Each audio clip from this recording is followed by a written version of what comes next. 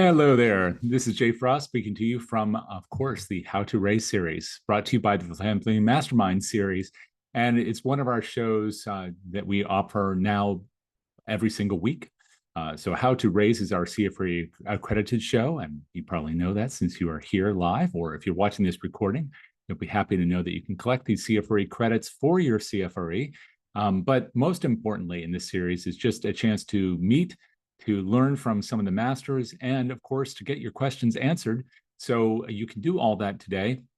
And there are a couple ways you can do it. One, of course, if you're here with us live, is to utilize the chat. And I want to encourage everyone who's here with us live to just go ahead and say hello, maybe which part of the country or the world that you're from, which organization that you're with, maybe even include your title if you want. Sometimes that information can be really helpful to our presenter. So if you go ahead and open up the chat and warm up that space, we'd really appreciate knowing that you're here. And while you're doing that, I want to also alert you that you can use the Q&A throughout. So there'll be plenty of time to ask questions about this topic and to have those questions answered. Don't wait or delay in asking your questions. We'll store those up like squirrels do nuts for the winter, and then we'll share those with our presenter today so he can answer all those for you in turn. So again, use the chat as a way to say hello, let us know who you are, where you're from, and use the Q&A to ask those questions so we won't miss any of them. And thank you, Jody, for already starting that process. We see you there at Gibson City, Illinois. And Heidi, good to see you from Melrose, Mass. And Alicia, right there from the Faculty of Medicine at the University of Ottawa. Very nice to see you here. So we're seeing a lot of people come into the chat now. We really appreciate that. It's also a way for you to get to know one another and to share your questions or thoughts about the presentation today. Try to hold back from putting links in there if you would, but rather just use it as a place to converse with one another. Now, many people ask about a recording of this session. You will have access to one. And in fact, one will be made today and then posted to the YouTube site manned by DonorSearch, as well as on the DonorSearch website. DonorSearch, of course, is our sponsor for this series. We won't be talking about them much unless our presenter today chooses to mention them to you. But that's not through any lack of affection. If it were not for DonorSearch, we cannot do any of what we're doing. We are now at close to 650 programs, and we're going to have 150 this year alone in the How to Raise series, our series on Tuesdays with the news, and of course, our podcast that drops on Fridays. More about all that later. But much of that content, at least for the last 2 years, is available for you at the DonorSearch site at DonorSearch.net under the resources tab. Additionally, if you're here with us live, you'll see an email come to you in the next 48 hours or so, and that will have a link to the recording as well as to the slides. So you don't need to ask about this. You can if you want. But as you'll see in the chat, our producer Jack has just put it there. An email will come to you with that information. And once again, you can get it over on the site of our sponsor, DonorSearch, where you can also learn a lot about your donors, but you can check that out for yourself. Now, today, of course, we're talking about getting the most from prospect identification screenings. This is something that I've been interested in for a long time. I'm sure you have too, because a lot of times people will buy these services and then not know what to do with them, or they're not sure how to buy them in the first place, or they've had them on the shelf for a while, perhaps from a predecessor, and they're not sure what to do.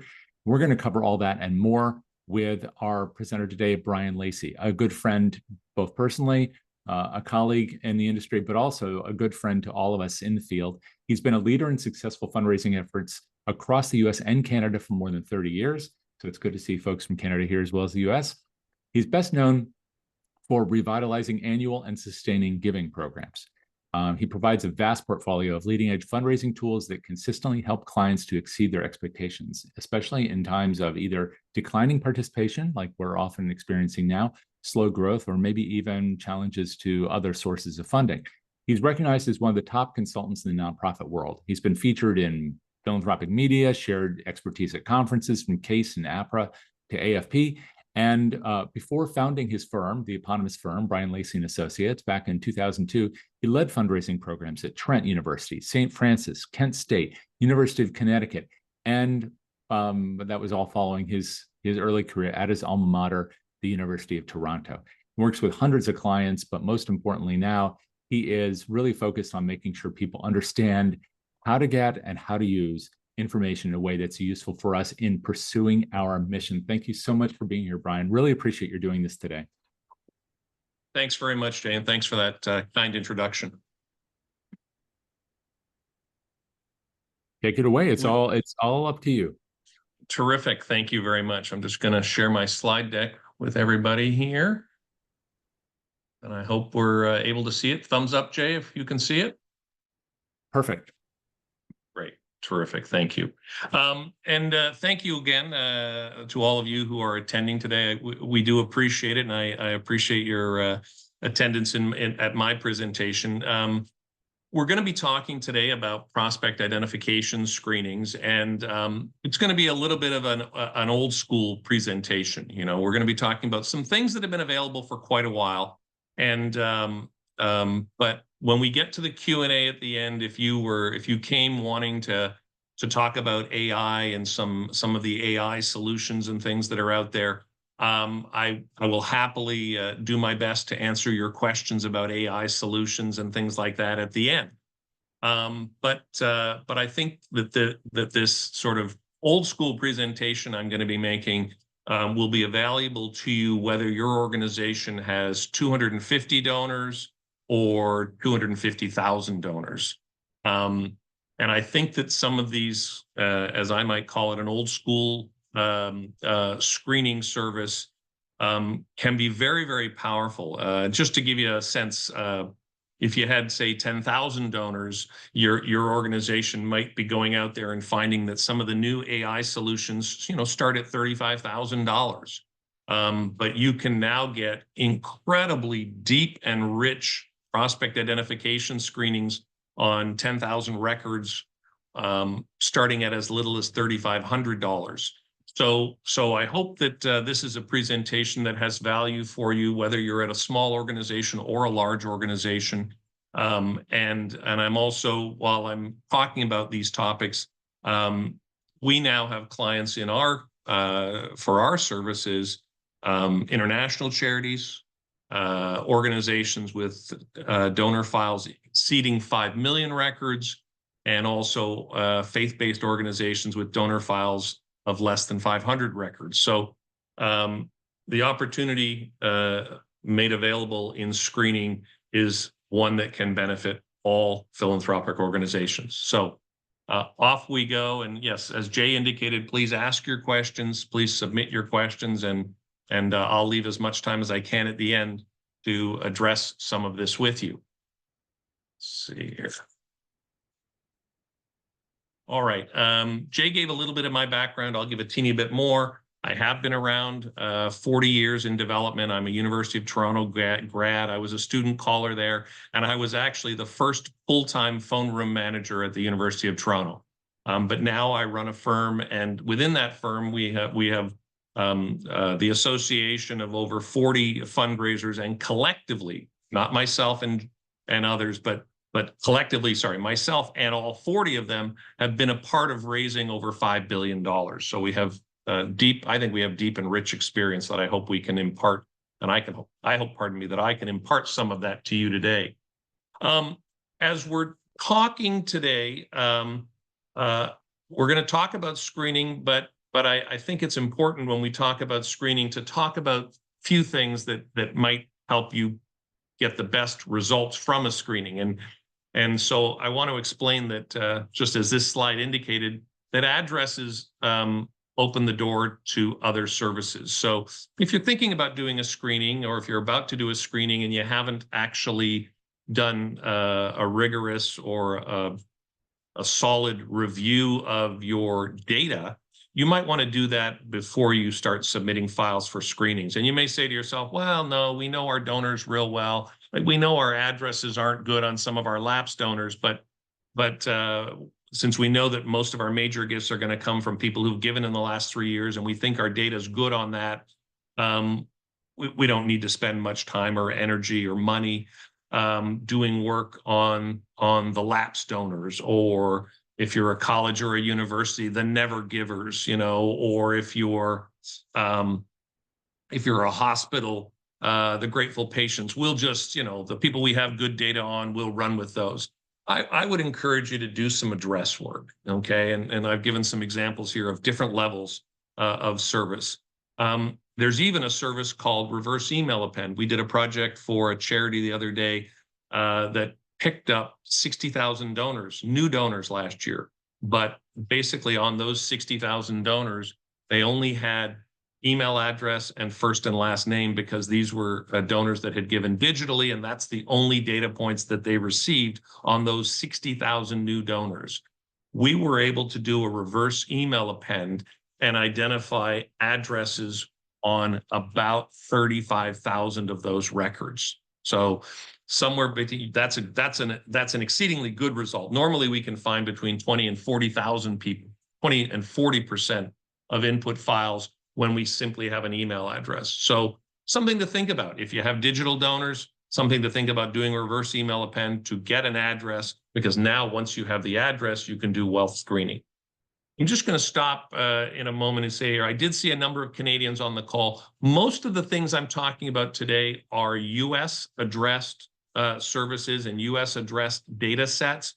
However, screening in Canada is getting stronger. Your privacy laws do not provide as much of the rich data that you can get in the United States.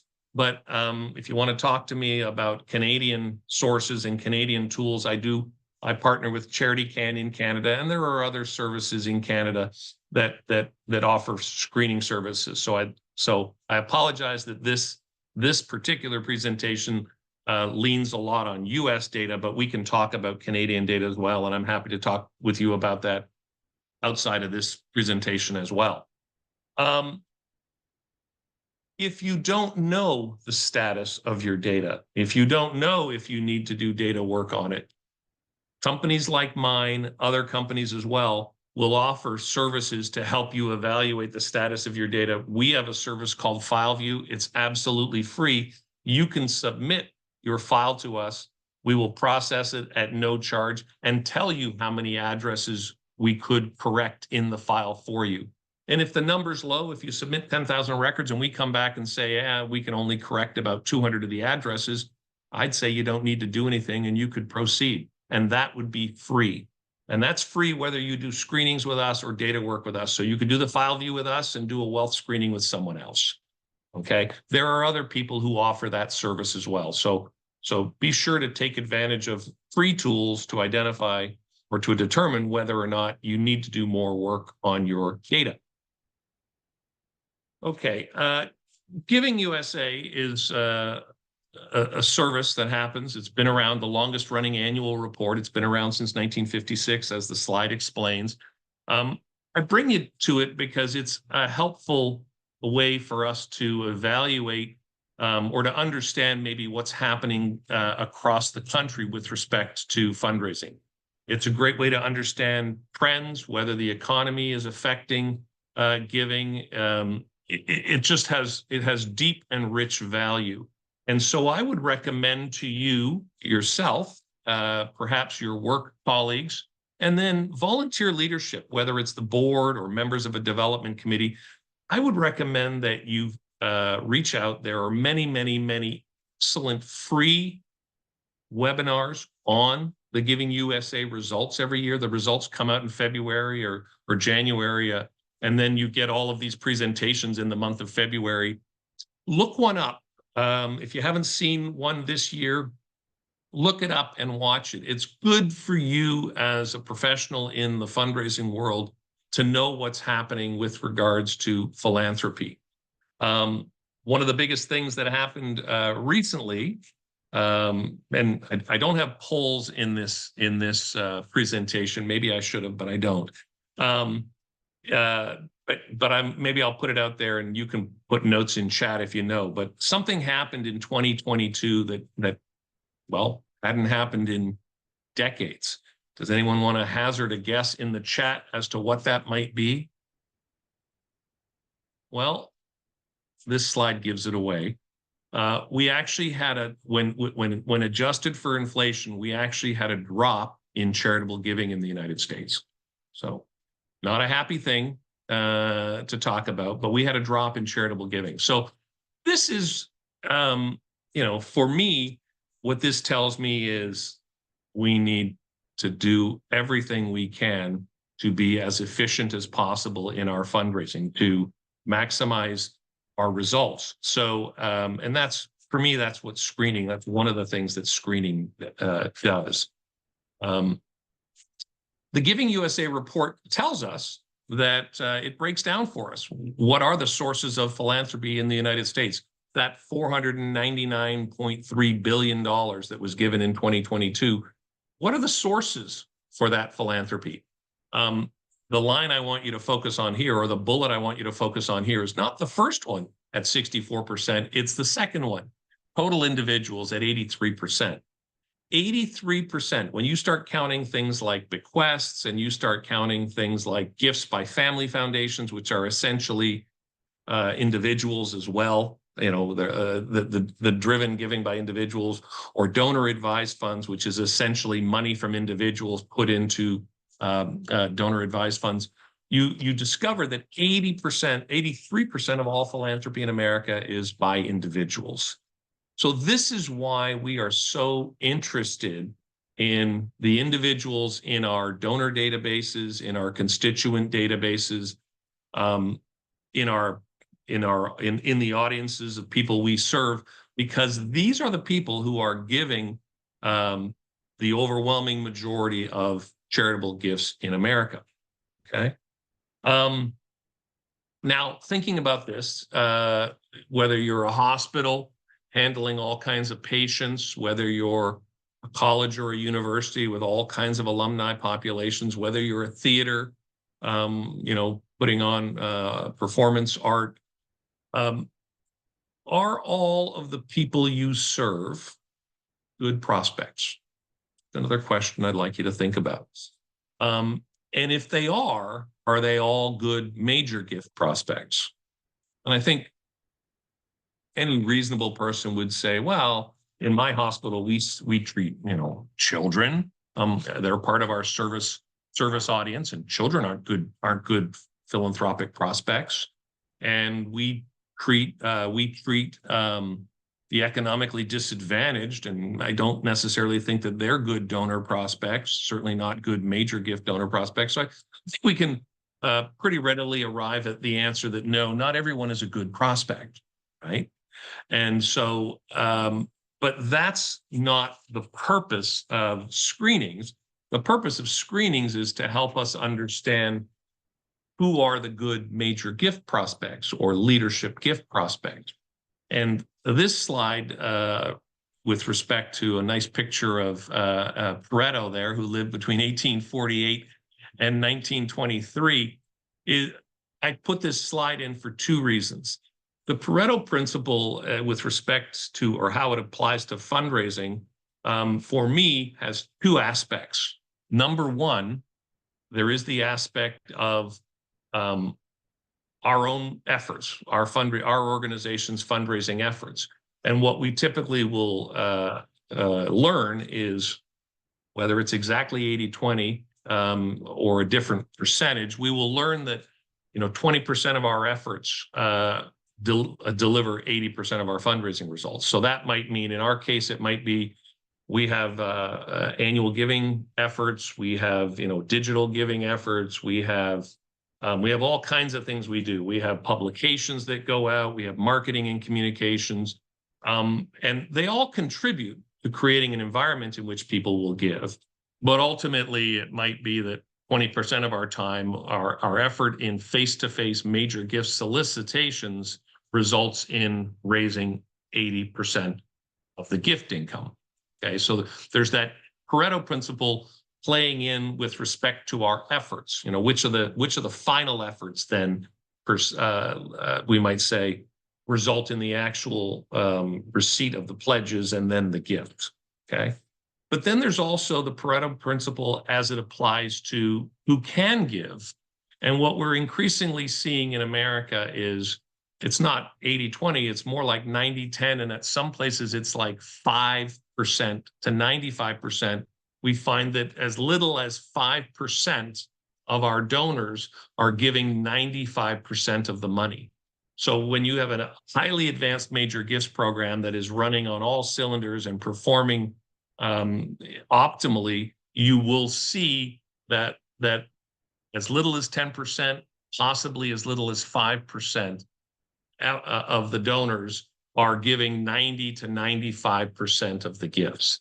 This is perhaps sadly a recognition of increased income in a smaller and smaller percentage of the population. And I don't think we need to get into politics here, but I want to talk to us about our reality. If this is our reality, that when we properly run a major gifts program and we properly invest in those kinds of efforts, we can receive as much as 90, even 95% of our gifts from just 5 or 10% of our population.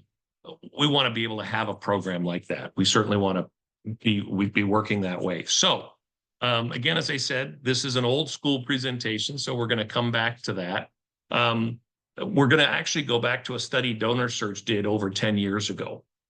And in that study that DonorSearch did, they looked at $5 billion in giving across 2 million individuals and 400 organizations. So these 400 organizations were their clients, and the clients had provided. So we knew things. We knew that there were 2 million gift individuals making gifts in this study from 400 organizations, and we know that the people had given over $5 billion. And we looked for markers in these donor records so that they would help us understand philanthropy. And as I said earlier, we're talking about screenings that can cost, as little as $3,500. In fact, we did a screening the other day for $200 for a client. It was just a few hundred records, and we were able to provide them pretty tremendous insight for just a couple of $100s. So but let me go and show you what this study, told us. So within the DonorSearch, for those of you who are familiar with DonorSearch, they also provide RFM scores in their screening. So we're going to get to the study. I apologize. These slides are a little bit out of order. I should have had this slide a little earlier. But previous giving to your organization. So these are things, RFM scores, recency, frequency, and money analysis. Create a relationship or an affinity score. This is something you can do on your own without doing any screening with any company. You can look at your own data and you can analyze your own data and say, okay, find me the people in the file that have given most recently. Find me the people who have made the most gifts in my file. Find me the people who've given the largest total giving in the file. Then you can create an RFM score. And an RFM score is helpful in helping you understand holistically a philanthropic prospect's likelihood to give again, okay?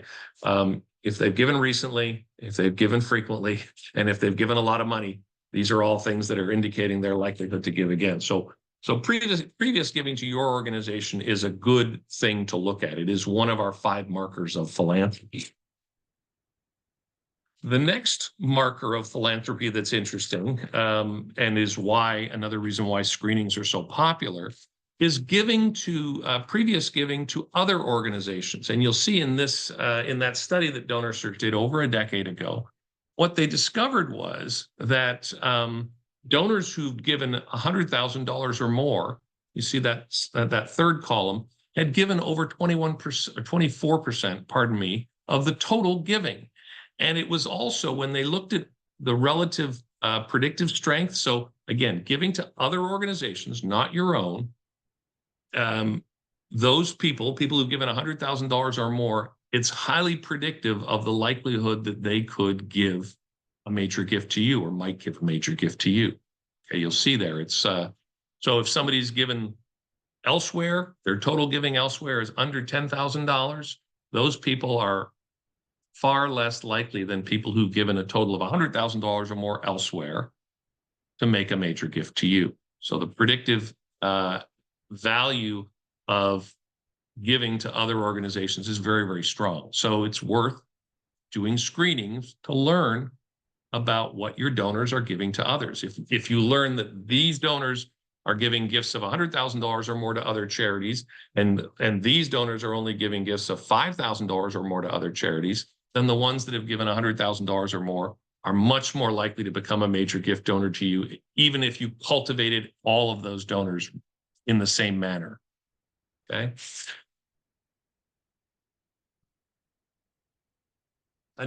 So giving to yourself or giving to your organization, giving to other organizations, whether or not somebody's a foundation trustee. This is interesting. This is why DonorSearch and so many other services go out of their way to identify whether or not somebody is a foundation trustee, because it's an incredibly high marker of someone's likelihood to make major gifts. Okay, people are asked to join foundation boards, people become foundation trustees, people serve on boards because they intend to be philanthropic. Of course, if the foundation in question is a private family foundation, that makes even more sense. But even if they're even if they're serving on other foundations that are not family foundations, this is a highly indicative marker. So something you should be interested in following.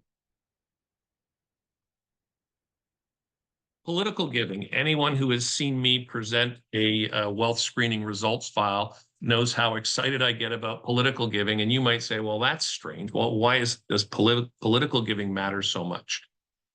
Political giving doesn't matter as much as charitable giving, but it has some advantages over charitable giving.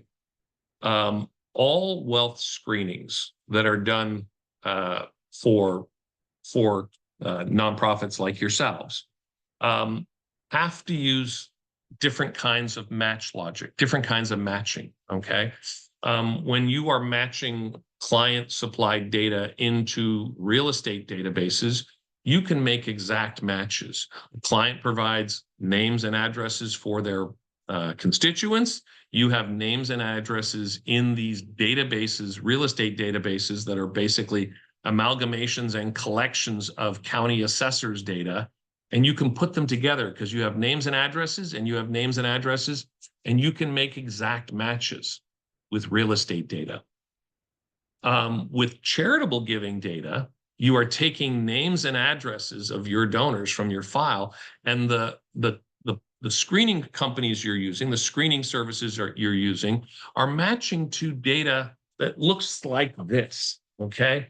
This is a playbill from a theater, okay? And at the back of the playbill, okay, you've all seen these. We've got donor reports, right? This is the data. This is one of the places where DonorSearch and others get gift information, okay? So they'll go in, and in that book, it might say that, hey, Brian Lacy is a donor at the patron level, okay? Because I give to that theater. And DonorSearch and others will OCR that data, scan that data. They'll find names. They'll find Brian Lacy in the list. The document will crawl back up the document and then see the dollar amount that I gave at, because there's an indicator that the patrons gave between this and this. Okay, so everybody beneath that, all the names beneath that line have given in that range. That's where charitable giving comes from. It also comes from web crawlers that are scanning the web, looking for online donation pages, annual reports, things like that, annual reports that have been scanned or rekeyed. All of that data creates these huge philanthropic gift databases.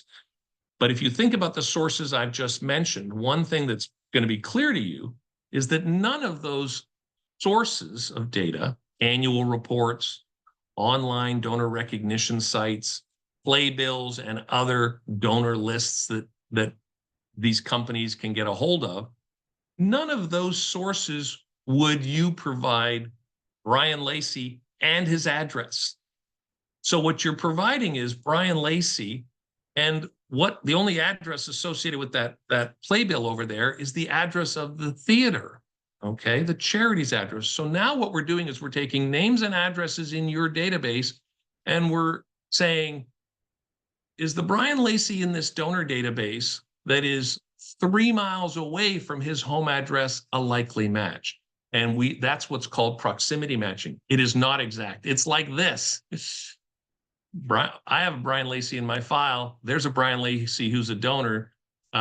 Brian's home address is 3 miles, 5 miles, 17 miles from this charity. Do we think it's a match? And that's how they're matching. So charitable giving is a stronger indicator of somebody's likelihood to make additional charitable gifts. Large charitable gifts, major charitable gifts, are a better indicator of somebody's likelihood to make major charitable gifts to you. However, that data is matched inexactly. The political giving is matched exactly because every political gift of $100 or more must have a name and an address associated with it. That is federal election campaign law. So we're back to individuals, donors in your file, constituents in your file, matching to political giving. Because this has names and addresses, we're getting exact matches again. Because we can get exact matches with political giving, other organizations have done studies of that political giving. And the key point to look at here is down here on the bottom, below my little table. The third one is the most exciting one. Virtually every FEC donor, federal election campaign donor, with lifetime political giving of $15,000 or more has made a 5, 6, or 7-figure charitable gift. Virtually every. Okay, so if we can, if a screening company can tell you, hey, here's all the political giving, we've appended it to your file, you can simply go and find all the people who've given $15,000 in political gifts lifetime, and you can confidently know that those people are making charitable gifts of $10,000 or more. Confidently. And quite frankly, by looking at this other data, you can see that, quite frankly, if somebody has just given a single political gift of $1,000, that likely puts them in the top 0.1% of your donor file. So when you don't find $15,000 in political giving, but you find a single $1,000 gift, that person is probably, is somebody that should be getting tremendous attention. So again, I spent a lot of time on political giving. It's really good data. It's really helpful in identifying the best prospects within your database. Real estate, perhaps not surprising, and there's a lot of this data available, perhaps not surprising, people who live in homes valued at $2 million or more are more likely to make large charitable gifts. They have more money, okay? In fact, people giving, the percentage of people in the donor file in this study, only 1.4% of people owned real estate valued at $2 million or more, and yet they gave 25% of all the giving. If we take it down to $1 million to $2 million, then it's actually 4.6% of the file, and those people gave almost 40%, 38.2% of all the charitable giving. So again, great indicators of somebody's likelihood to make charitable gifts, incredible indicators. So even if you just took a look at your file and you said to yourself, hey, let me identify everybody, let's look at the screening results, show me everybody who's given $2 million or more, you could confidently say that almost all of those people, except if you're in certain communities, okay, but almost all of those people would be worthy of consideration for assignment to a gift officer. Okay. And again, value of real estate, I mentioned it earlier, exact matching. Okay, exact matching. So there's no confusion. And the inexact matching that I'm describing, the proximity matching, becomes most challenging in larger communities, right? In the city of Houston, well, prior to moving to Houston, my last name is Lacy, spelled with an E, or without an E, pardon me. No E. Lacy is usually spelled with an E, okay? So, but everywhere I lived a number of places, worked at a number of different universities over my career before I settled in Houston over 25 years ago. But before I settled in Houston, I lived a number of places. I lived in Connecticut, I lived in Ohio, I lived in Pennsylvania, I lived in Toronto, Canada. I lived in Peterborough, Canada. In all of those places I lived prior to getting to Houston, I didn't ever personally discover any other Lacys without an E. Okay, I knew a few, but none that were closely related, none that I ever interacted with. I've come to Houston, and not only are there Lacys without an E, there are two other Brians who spell their name the same way I do, with an I and not a Y. Okay. So in fact, when you look me up in many of these different services, you will correctly get my real estate and some of the other things. You will get my charitable giving to that theater, but you will also get incorrect charitable giving associated with one of the other Brian Lacy's who went to Stephen F. Austin University. His gifts are attributed to me as well. So there are errors. There are more errors in screening data when it is proximity data. There are almost no errors in screening data when it is exactly matched real estate, political giving, and some of the other data sets used in screenings. Okay. All right. So what are we doing with prospect screenings? Well, what we're trying to do is we're trying to look at large batches of people to prioritize our fundraising activities. We're trying to identify the best prospects based on their wealth, their existing philanthropy, and their engagement indicators, okay? And if we do this, if we use this information correctly, we will improve our cultivation and we will increase our fundraising efficiency. It's that simple. It says a lot of the same things. So I'll move on from this slide. I want to make sure I give you guys lots of time at the end here. So beyond the stuff that I've talked about, beyond addresses, what other data would help in the screening process? Okay, we talked about, strengthening the addresses so you got good screening results. And I think you can begin to understand why. If you have bad addresses, you're not going to match to real estate data. You're not going to match to political giving and things like that. What other pieces of data are helpful? Well, what we've learned in the last few years as we've begun to use social data, things like cell phone, having a good cell phone number, having a good email address, those two pieces of data can be used to match into social media data. Okay, you can't go looking for Brian Lacy on Facebook, but you can go looking on Facebook with an email or a cell phone number, and you can draw back all the social media profile data. Okay, so making sure that your emails and your cell phones are kept up to date can be helpful in getting you social media data. Social media data can tell you a lot about people's thoughts, okay, and who they are and what they're doing. Also, we see down here LinkedIn data. We see employer data, job title data. Knowing whether somebody's a CEO or a CFO or a CIO is very helpful. Corporate appeal data is helpful because it can help us understand whether or not somebody's working at an organization that is a benefactor to our charities and so forth. How do we maximize results? And this is important.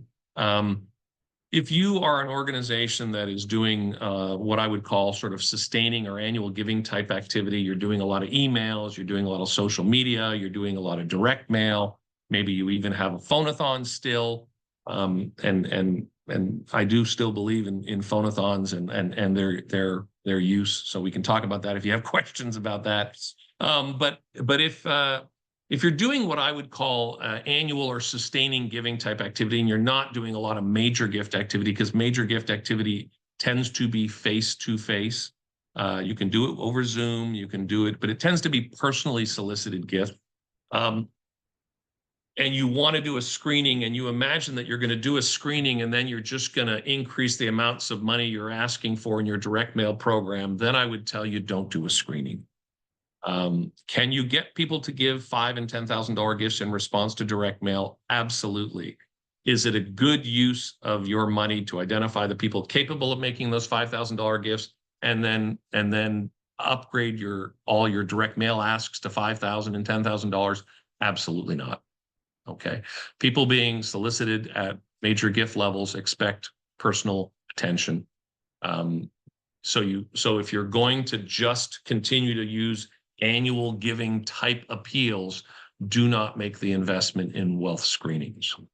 They are designed to help you identify and maximize your solicitations, your personal solicitation programs, your personal outreach programs, and to identify how your highly potential donors so that you can interact with them proactively. You can go out, seek them out, visit them at their offices, visit them at their homes.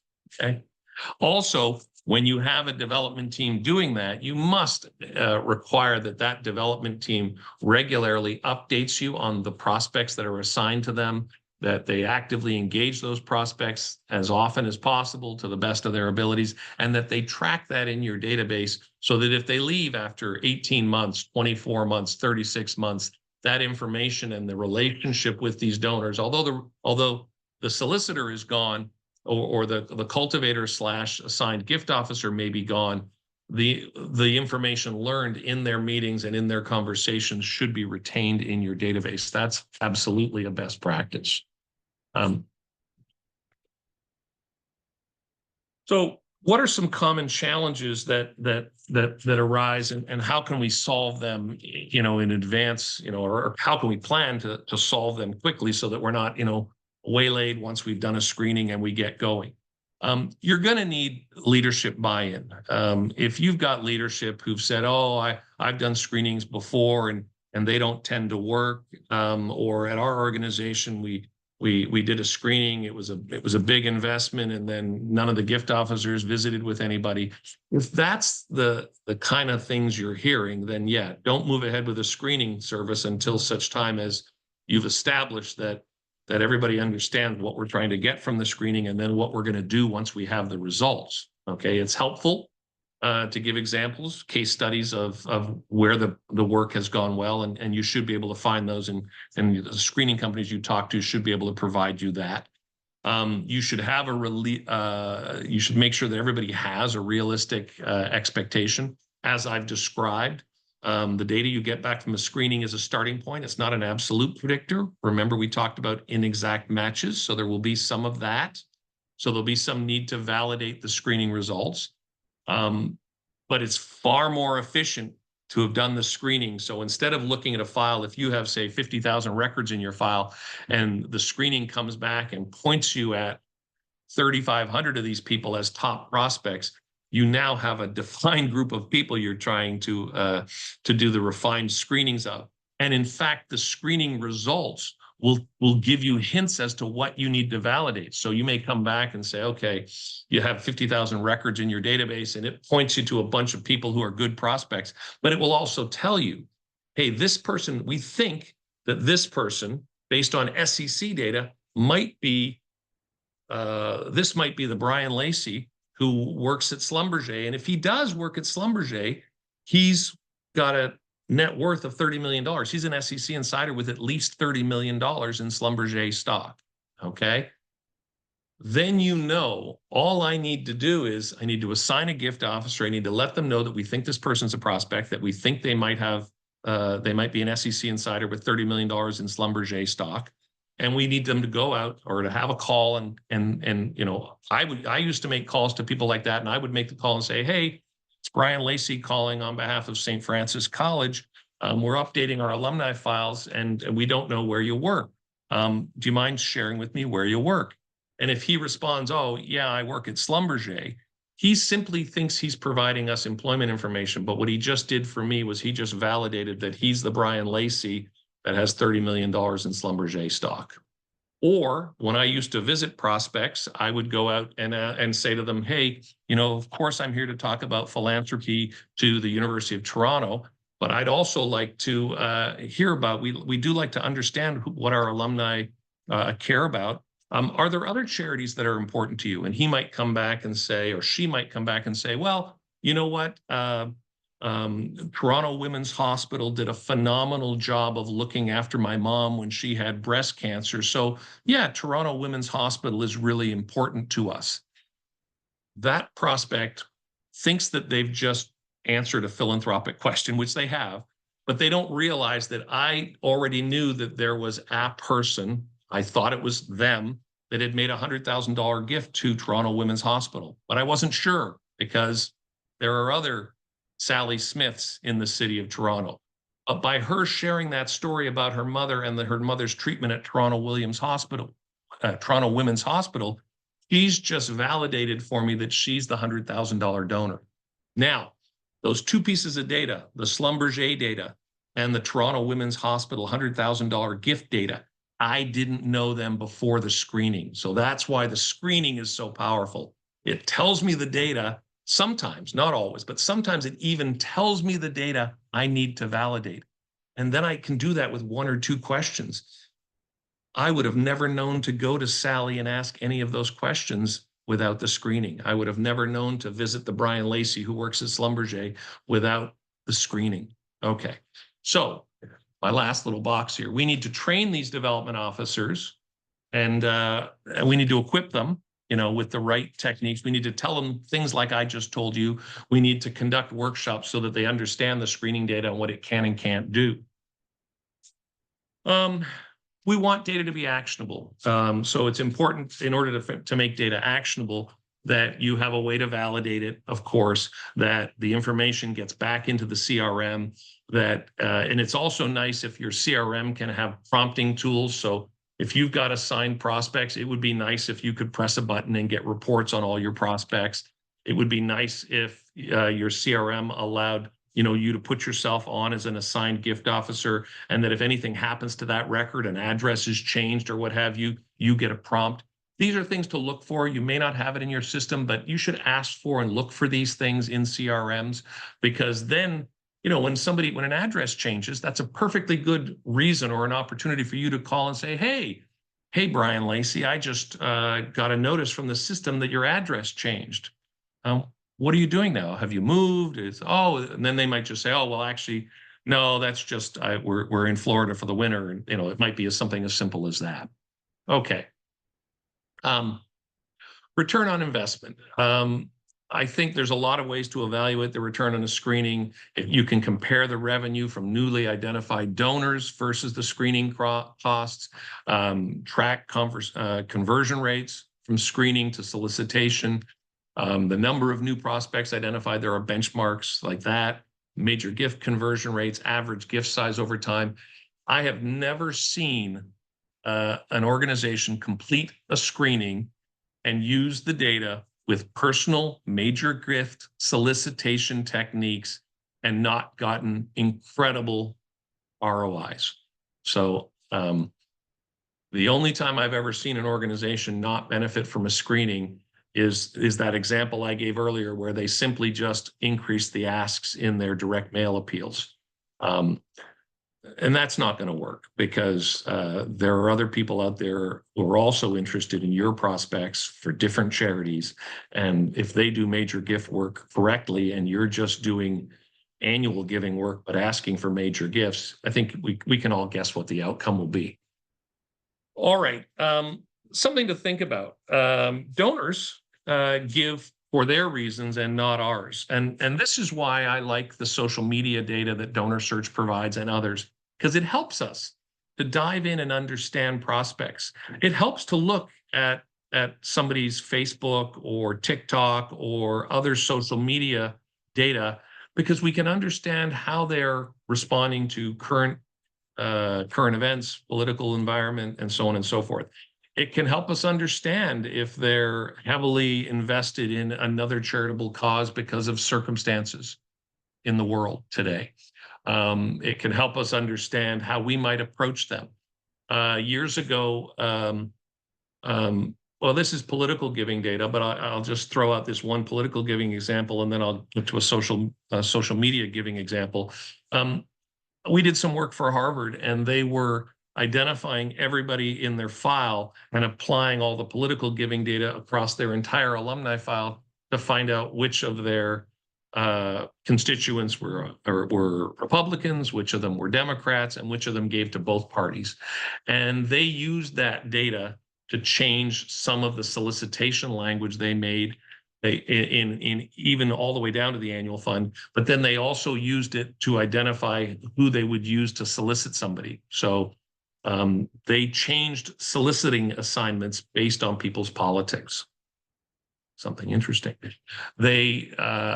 People are beginning to do that now with social media. You can understand how people feel about a particular issue based on what they're saying on social media. And it can be an icebreaker. You can go in as a gift officer. If I see that you're talking about the Ukraine all over your social media, when I go and meet you for coffee, I can initiate, particularly if I feel the same way, I don't have to lie to you or trick you, but if I'm somebody who feels very strongly about that, I could be the assigned gift officer. We could go have a conversation, bond over our shared feelings about Ukraine, and then I solicit you or talk to you about my organization and my charity and why I hope you'll consider supporting it. And now we have a bond. Okay.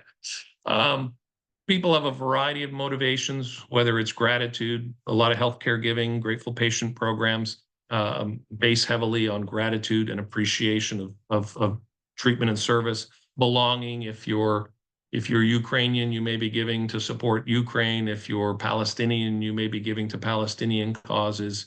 If you're a Muslim, you might be giving to Palestinian causes. So certainly belonging is a big factor. Obligation, sometimes that's some of our higher ed things. We feel like, well, I benefited from this education, so I'm going to give back.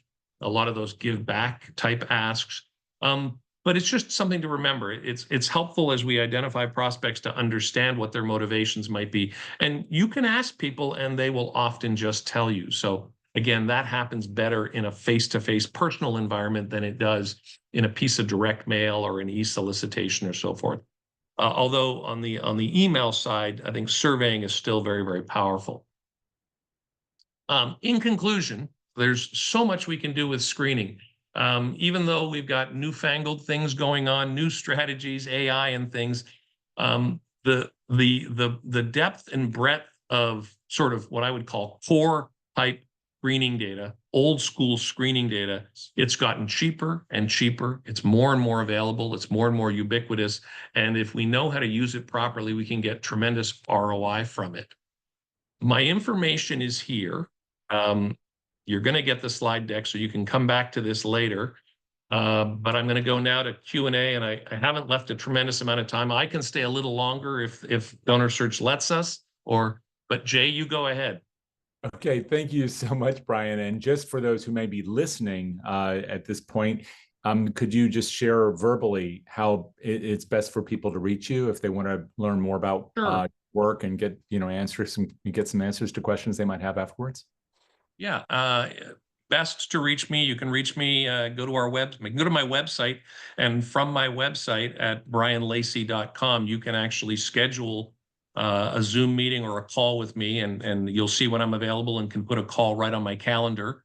My phone number, my personal cell is 860-478-9291, and I respond to texts and I answer my own phone. But I also ask, if you're going to text me, if it's the first time you've ever texted me, just introduce yourself in the text. And then the last thing I'll say is my email is based off my website. It's just brian@brianlacy.com. So that's BRIAN@BRIANLACY.com. And I'd love to connect with as many of you as possible. Oh, and reach out to me on LinkedIn as well if we're not connected. And those were all put in the chat by Jack, our producer. So take a look there if you'd like any of that. And Brian, would you come back on camera? And then if we have any questions, we'd love it if we could see the answer. So you can stop sharing your slide deck, perhaps. Just a reminder to everybody that, once again, we will be sending you an email with a link to the slide deck and to the recording. So just be on the lookout for that. That may come to you Monday. I'm in Tampa right now for some meetings, but they'll be coming to you quickly. And if you do have questions, go ahead and post them, as Emily has just done, in the Q&A. We would love to be able to answer those. And while you're taking a minute to go ahead and post any questions you might have here right now, I want to let you know about some of the things that are coming up in the next few days. First of all, this Friday, we drop our current episode of the PM podcast with none other than Eileen Heisman. If you're not familiar with her name, well, just to put it in summary, she's the person who was the CEO for nearly 3 decades of National Philanthropic Trust. It's a great conversation about her arc, her journey, but also all the work that's done within the world of donor advised funds. I really encourage you, if you're interested in that or the people behind the work, to give it a listen. You can find that wherever you like to listen to podcasts, or once again, at the site of our sponsor at DonorSearch. It'll be available there early next week, but it'll be available Friday once again on Apple and Spotify, etc. And you can also catch the episode with Tony Martignetti of Tony Martignetti Nonprofit Radio there. Then next Tuesday on Frontlines of Social Good, we have Bethany Snyder, director of the Iowa Nonprofit Alliance, talking about all these issues about what nonprofits can do in the current environment, as well as David Morgan, who's the author of Generation Innovate, on his forthcoming book, Heartbeats and Algorithms. And finally, in this show, next Thursday at 1 p.m., on How to Raise, we have 7 steps to turn prospects into relationships. So after you've finished finding out everything you possibly can from Brian today, then you'll want to figure out about building those relationships. And that's what we'll be talking about again next Thursday at 1. So Brian, we have this question that starts us off. Which well, Emily, if you want to read that. Yeah, I'll just tackle it. Emily's asking about, real estate rich folks in Southern California, or somebody might say, well, I've got a $2 million place even in Chicago, but it's just a 1,500 square foot apartment, or 1,500 square foot condo right downtown. So in real estate rich environments like Southern California or New York City or urban centers that are higher income urban centers, I would look for I would either go and bump that number up. I might say I want them to have $4 million in real estate, or I would look for that, the fact that they're over $2 million plus another marker. So, okay, this person's in Southern California. They've got $3.5 million in real estate, but they also have $5,000 in political giving. I would look for a second marker before I got too excited about it. And how would you determine what's an appropriate real estate value to be thinking about as a high marker in a certain market? Is it the average value or the what? I think you'd. It's a little bit tricky because, of course, they've gotten better at it. The screening services have gotten better and better at it. But you would look and you would say, well, I just know. I think those of us we get to know a little bit, right? About communities in Southern California and so on and so forth. So I think we just know that. So we would apply it, apply what your common knowledge is, that. But also you can look at the other thing that DonorSearch and other services will provide you is they'll also provide you an indication of how many properties someone owns and whether they own properties in multiple states, right? So the $2 million was just an interesting marker. Another interesting marker is if it says he's got a $2 million home in Southern California, but he's got $3.5 million in total real estate, and he's got a place in Arizona and a place in Sacramento, and then you begin to realize, okay, there's that that's going on as well. Just a personal story. Years ago, I moved my family down to Texas while I was still working at the University of Connecticut, and I went to rent a house from a gentleman. Rent an apartment because I gave the university 6 months notice. So I needed to find a place to live for 6 months on my own. And so I went to visit a gentleman, and when I went to see him, he had an apartment to show, and he told me to meet him at such and such a place. I drive over. He was actually under his car doing his own oil change. Okay. Now I'm thinking to myself, pretty blue collar fella. He gets up. He says, do you want to ride in my truck or you want to follow me? I said, I'll follow him. And he showed me 2 apartments. I had the ability at the time to look people up. I went and looked him up that evening online, only to discover he and his sister owned 80 properties in the area. Okay, so while he was a pretty blue collar fella, his parents had passed away and left him and his sister 80 properties in a relatively quiet part of Connecticut, but they had a value of, I think, $17 million.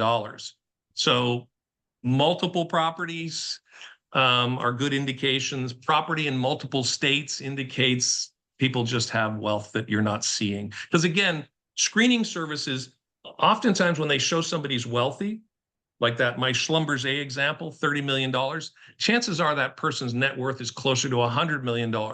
They only have to disclose the SEC related stock, not all of their stock.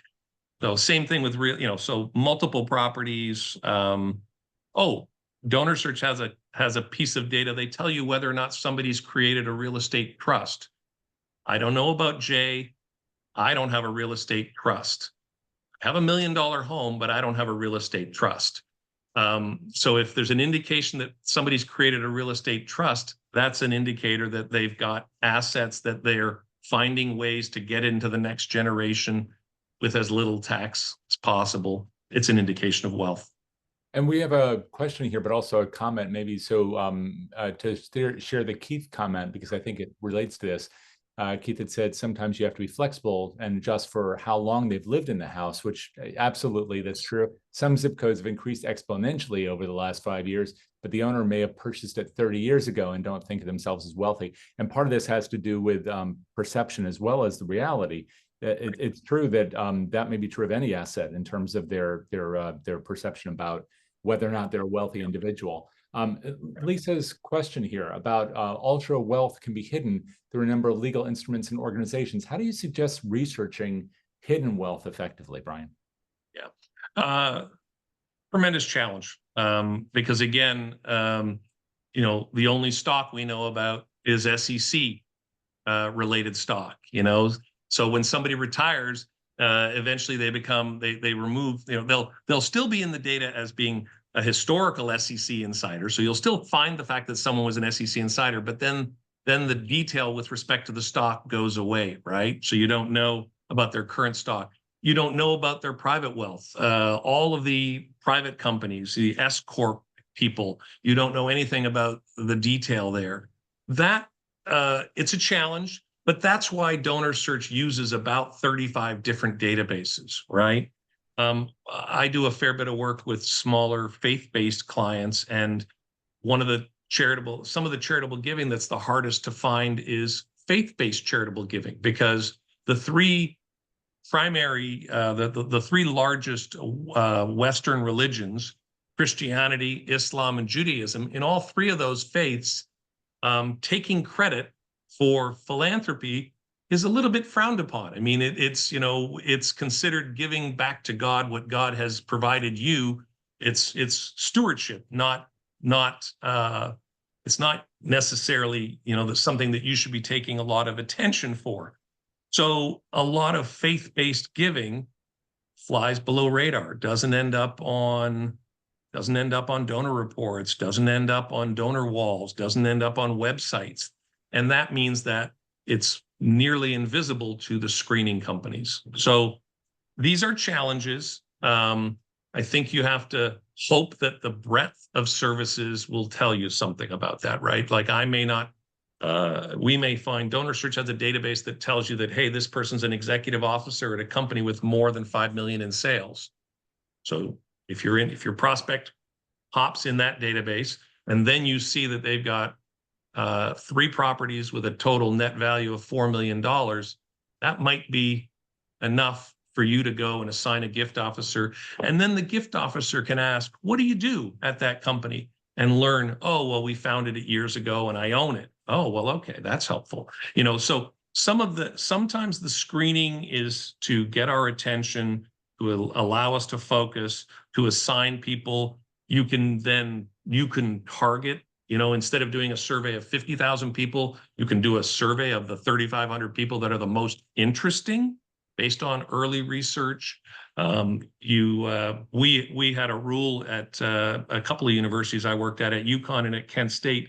Even when we weren't certain, we had what we call the process of discovery. We would put people in discovery lists and we would invite them to things. And we actually had a period of time at Kent State where every gift officer, including myself, I was director of annual giving at the time, had to do 10 discovery calls a month. And that was, you called, you made an appointment, you visited the person at their house. Now I see their house.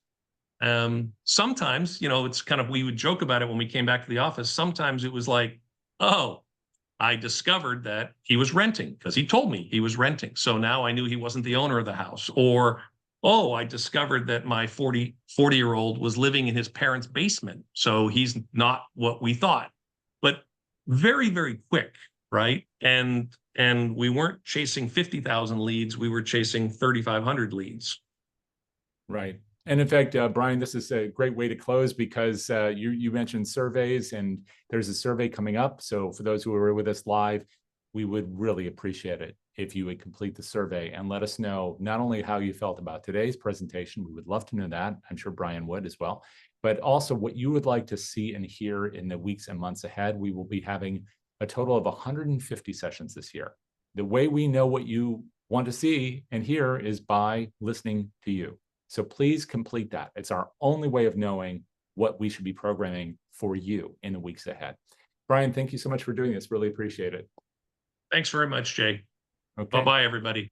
We'll look forward to seeing you all next time. Till then, take care.